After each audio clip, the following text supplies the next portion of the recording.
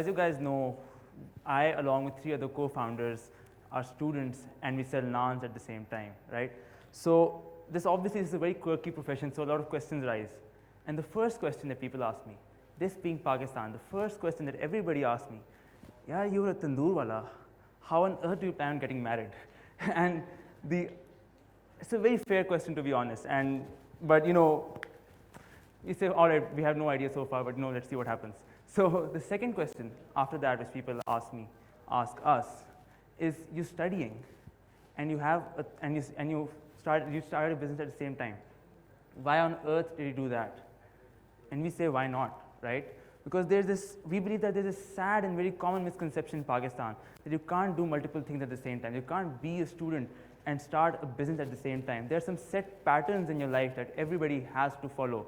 I mean, you go to a good school, you get good grades, you go to college, get a nice degree, get a nice 9-to-5 job, preferably as a doctor or engineer, and you live the 9-to-5 life basically. And that's great. I respect those people who do that. But my question is, why can't anybody be different?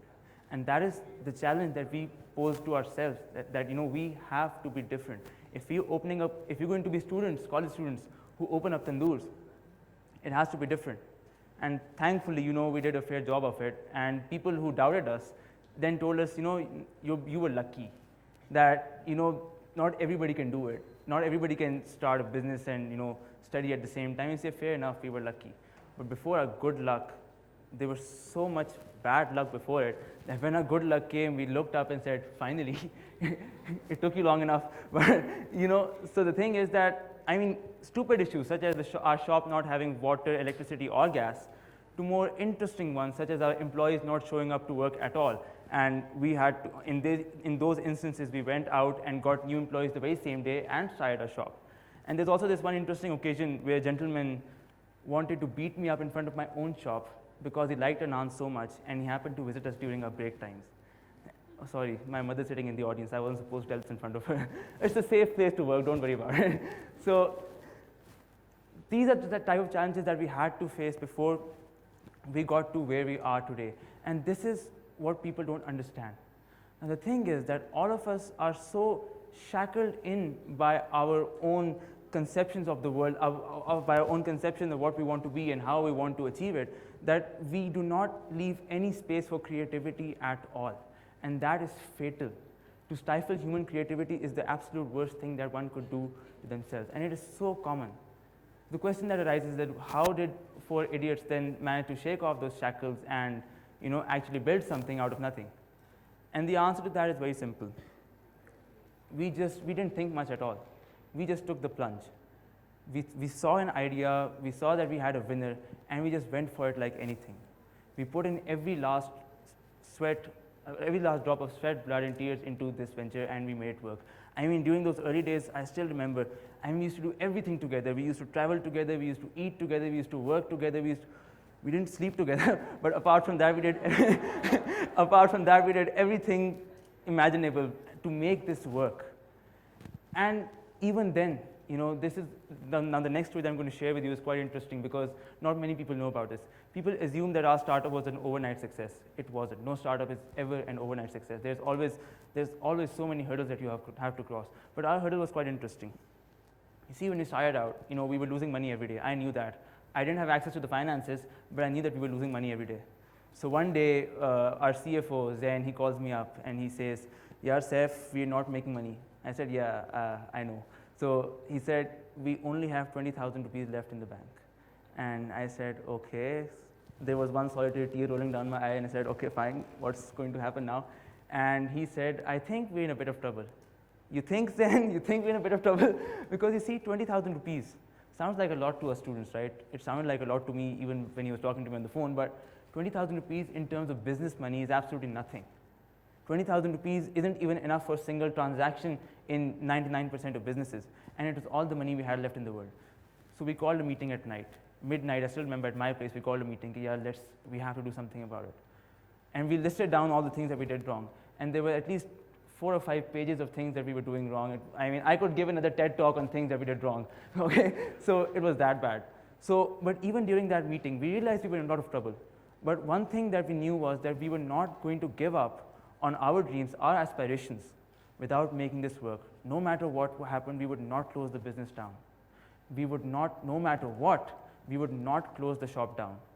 So you know what we did? We closed the shop down for 10 days. For 10 days, we closed the shop down, and for the first time, we worked in the kitchen ourselves. We learned all the processes ourselves. We baked naans ourselves. And I was against this, by the way, personally, I was against this. But it turned out to be a masterstroke, because in those 10 days, they changed the future of our startup, and they reshaped it. And I mean, those are the most important 10 days in our history, in the history of our startup. And once we started again, but this time we had a new team, we had new products, we had better understanding of our own dynamic and of customers, and because we knew what mistakes we were making, and we were able to counter those. And somehow, I still do not to this know how, but we managed to turn it around, and we managed to go from 20,000 higher and to higher figures. My CFO would kill me if I told you what those figures were. But we did a good job, and we've now sold, over the last 6 months, we sold over 100,000 naans to tens of thousands of customers from a place that is smaller than the size of this stage. And it is something, okay, you can clap, go on. But for me, that is not the biggest achievement. Selling, the numbers don't matter to me. What matters to me is something so much more simpler. It is that we were able to turn something around from the brink of disaster. And even more important than that, even if we hadn't turned it around, even if we had failed, I would have been disappointed, but I would not have regretted a second of it. Why? Because the learning that happened during those times of consistent and persistent failure was nothing compared to the learning that we got from success, because frankly, there is no learning in success. All the lessons, all the mannerisms that we carry forward to this day are a result of everything that we did wrong in the beginning. And this is the part where you guys have to listen up. Now the thing is that our society is one which stigmatizes failure. Right from primary school to secondary to college admissions to even jobs, it stigmatizes mistakes. And that is the absolute worst thing that you could do to another human being, because every human being is prone to making mistakes. And I want you guys to understand that each one of you is capable of so much more than you think you are, but you're scared of making mistakes. If I asked each and every one of you, everybody has an image of what they want to be. And in the next 2 to 5 to 10 years, whatever, it depends on the vision actually. But if I were to ask each one of you why you aren't doing it right now, I would bet anything, I would bet my startup that not more than 10% of you would have legitimate excuses for not doing it, if you aren't doing it already. And the rest of the 90%, they'll dress it up and say, I just don't have time nowadays, university life, I need to enjoy myself before I start working. Stuff like that, fine. But those are excuses. See, because most of us are just scared of failure. Most of us are scared of the flip side. What happens if this doesn't work out? And like Mr. Nabil said in his earlier talk, people around you are going to be lousy in this regard. They will make fun of you. They will be jealous of you. They will say that you can't do it, but mostly because they hadn't thought of it themselves. And we experience this so many times. I could name big names in the Pakistani industry today, big names that everybody in this room would have heard of, people I talked to, and I pitched our idea to them. And I said, I was so excited, sir, this is our idea, we're going to make naans, we're going to sell naans to everybody, different types of naans. And he would be just like this. Nice. Okay. Everybody thought we were going to fail, especially the big names. But the thing is, you don't listen to anybody. You listen to yourself only, and nobody else, and your parents. My mother just shot me a very bad look. Listen to yourself and your parents, and you will get somewhere. And your best friends as well, by the way. I mean, I would listen to my best friends. I would listen to them a lot. I mean, whenever I was super down, you know what I used to do? I used to go into my car, I used to take out my phone, and I used to listen to my best friend, Taylor Swift, tell me that the hate is going to hate. Okay, so, okay. So what I want you to take away from this talk is that, you will be scared of failure, but failure isn't exactly bad. It is going to teach you so much.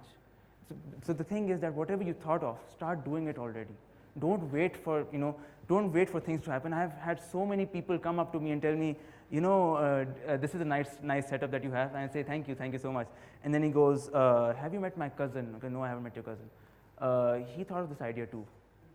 And okay, nice. Yeah, you probably met my cousin. You lying son.